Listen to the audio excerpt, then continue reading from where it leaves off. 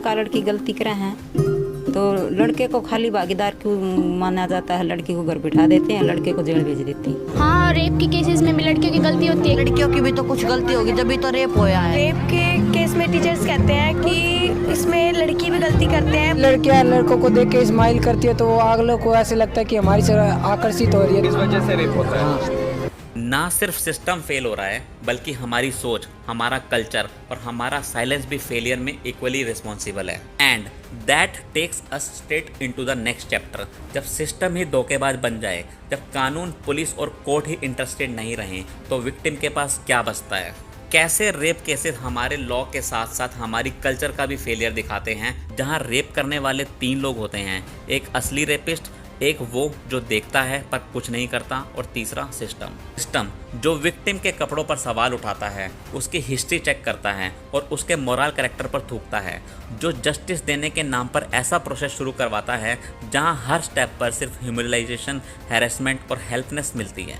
और ये जो थर्ड रेपिस्ट है ना, यही सबसे डेंजरस होता है, क्योंकि यही सिस्टम कभी यूनिफॉर्म पहनता है, कभी कोर्ट में बैठता है, कभी न्यूज़ एंकर बनकर चिल्लाता है और कभी वोट बैंक बनकर उन लोगों को चुनता है जो खुद पोटेंशियल रेपिस्ट हैं। चलो आप बताओ कि रेप के बाद सबसे पहला स्टेप क्या होता है? FIR, correct? पर रियलिटी ये है कि देश के 90% रेप केसेस की रिपोर्ट होती ही नहीं।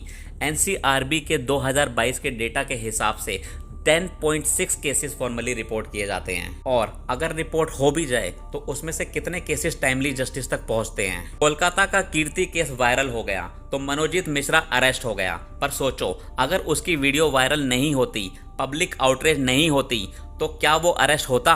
क्या कॉलेज का सिक्योरिटी गार्ड जेल में होता, या फिर कीर्ति के साथ भी वही होता जो हर साल हजारों लड़कियों के साथ होता है? हिंदुस्तान टाइम्स की एक रिपोर्ट के मुताबिक 2022 के एंड तक 1.7 लाख से ज्यादा रेप केसेस इंडियन कोर्ट में पेंडिंग थे। इतने सारे पेंडिंग केसेस का क्या मतलब है? हर दिन एक नई कीर्ति कोर्ट के चक्कर काट रही है, हर हियरिंग डेट पर मेंटल ट्रॉमा से गुजर रही है, क्योंकि वहां पर उससे कुछ ऐसे सवाल सुनने को मिलते हैं। तुम उस वक्त अकेली क्यों थी? तुमने रेसिस्ट किया था?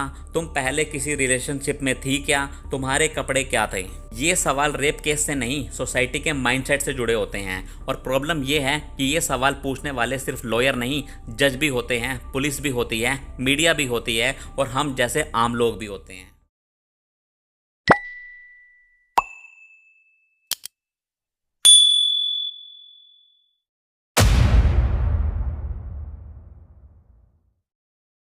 लड़का लड़की गलती करे हैं तो लड़के को खाली भागीदार क्यों माना जाता है, लड़की को घर बिठा देते हैं, लड़के को जेल भेज देते हैं। हाँ, रेप के केसेस में भी लड़कियों की गलती होती है।